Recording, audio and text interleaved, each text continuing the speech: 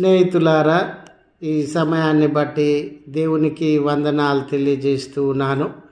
ప్రేమపూర్వకంగా మిమ్మల్ని అందరినీ వాక్య ధ్యానంలోనికి ఆహ్వానిస్తూ ఉన్నాను. సేవా గుణం గల్ల నాయకుడు ఎవరు?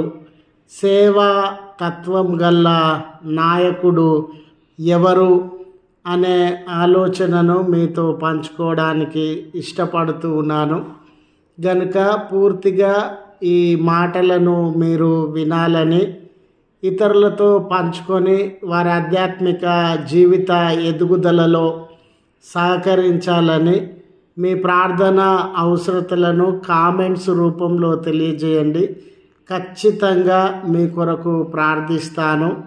అదే రీతిగా మీ ఆధ్యాత్మిక జీవితాలకు ఈ ఛానల్, ఈ వీడియోలు, వాక్యము ఉపయోగకరంగా ఉంటే ఈ ఛానల్ను మీరు సబ్స్క్రైబ్ చేసుకొనవలసినదిగా మనవి చేస్తూ ఉన్నాను. సేవక మనసు గల్ల నాయకుడు ఎవరు? సేవక మనసు గల్ల నాయకుడు ఎవరు అని అంటే జవాబు ఏమిటంటే గొర్రెల కాపరి అండి. గొర్రెల కాపరి తన మంద అంతటికి నాయకుడు, తన మంద అంతటికి అధికారి. కానీ ఆ గొర్రెల కాపరి ఒక అధికారిలాగా, నాయకుడిలాగా, ఆధిపత్యము, బలము, శక్తి, అధికారము కలిగిన వాడిలాగా ఆ గొర్రెలను ఏలుబడి చేయడు. ఆ గొర్రెల నుండి విధేయత, వినయమని వాటిని హింసించేటటువంటి వాడుగా ఉండడు. గొర్రెల కాపరి ఒక సేవా గుణము కలిగి ఆ గొర్రెలను ఏలుబడి చేసేటటువంటి వాడుగా ఉంటాడు. యేసు ప్రభుల వారి జీవితాన్ని మనము గమనించినప్పుడు యోహాను సువార్త 10వ అధ్యాయంలో యేసు ప్రభుల వారు పలికిన మాట ఏంటంటే, నేను గొర్రెలకు మంచి కాపరిని. ఆయన కూడా ఆధిపత్యం కొరకు, పేరు, ఘనత, మహిమ, సింహాసనముల కొరకు ఆయన కాపరిగా ఉండినటువంటి దేవుడు కాదు, కానీ సేవ చేయాలని, విమోచించాలని, బాగు చేయాలని, పాప నరక బంధకములలో నుండి విడిపించాలని ఆయన మనకు కాపరిగా ఉన్నటువంటి వాడు. గొర్రెలు చాలా సాధు జీవులండి. అవి ధైర్యం కానీ మొండితనం కానీ లేనటువంటి జీవులు. సహజ సిద్ధంగానే గొర్రెలకు తోడేళ్ళు, పులులు, సామాన్యమైనటువంటి కుక్కలు కూడా క్రూర మృగాలతో సహా గొర్రెలను వేటాడేటటువంటివిగా, వాటి ప్రాణాలను తీసేటటువంటివిగా ఉంటాయి. కాబట్టి గొర్రెలు ఒంటరితనంతో జీవించవు. మందలో పెరిగినటువంటి గొర్రె ఒంటరిగా జీవించడానికి, ఒంటరిగా మేత మేయడానికి కూడా ధైర్యం లేకుండా భయపడేటటువంటిదిగా ఉండింది. ఇటువంటి గొర్రెను కాపాడడానికి సేవా గుణం కలిగినటువంటి కాపరి కావాలి.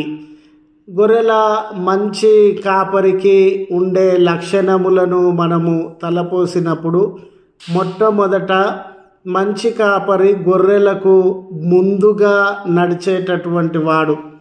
గొర్రెల ముందు కాపరి నడుస్తాడు.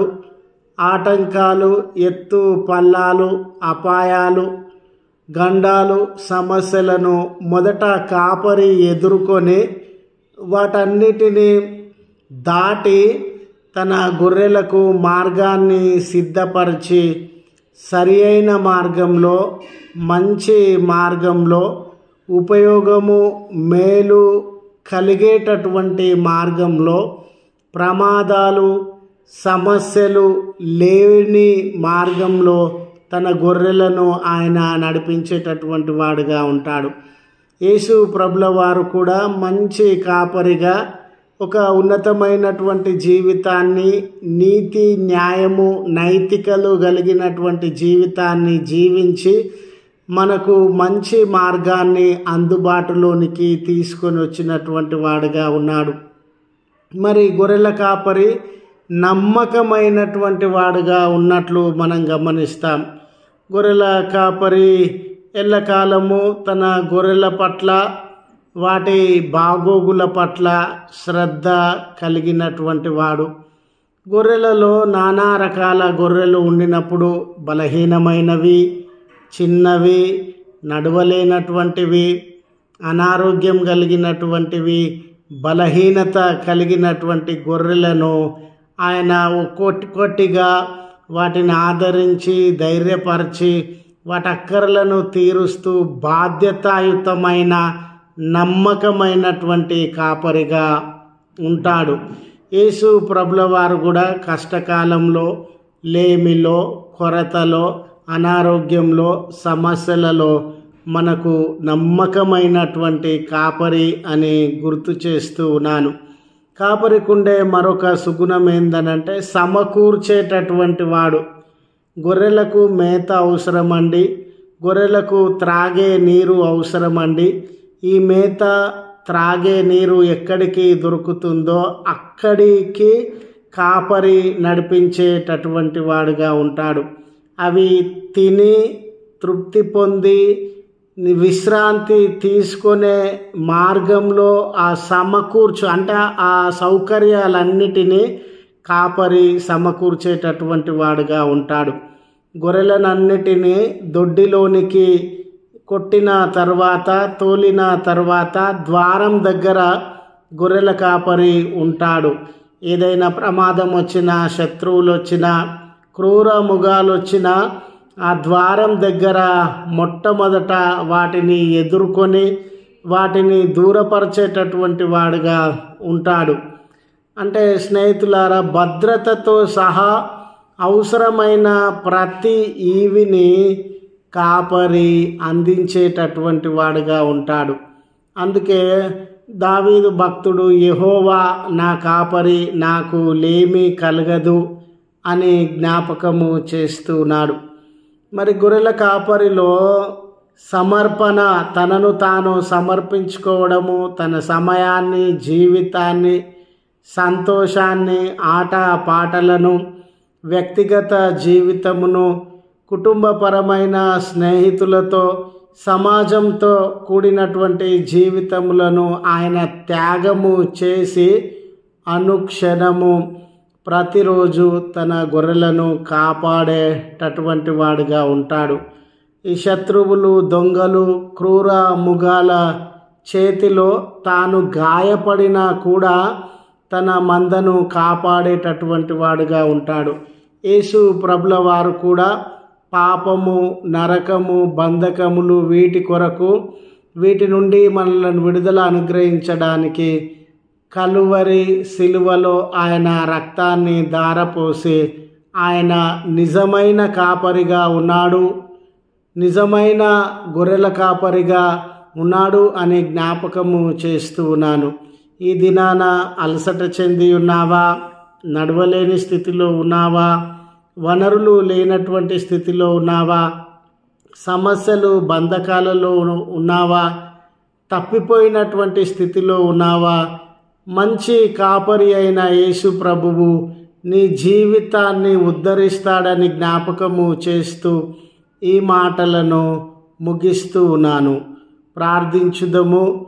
కృపగల తండ్రి, ప్రేమగల మా దేవ, మంచి కాపరిగా మా జీవితంలో మిమ్మల్ని బయలుపరుచుకున్న విధానమును బట్టి వందనాలు చెల్లిస్తున్నాం.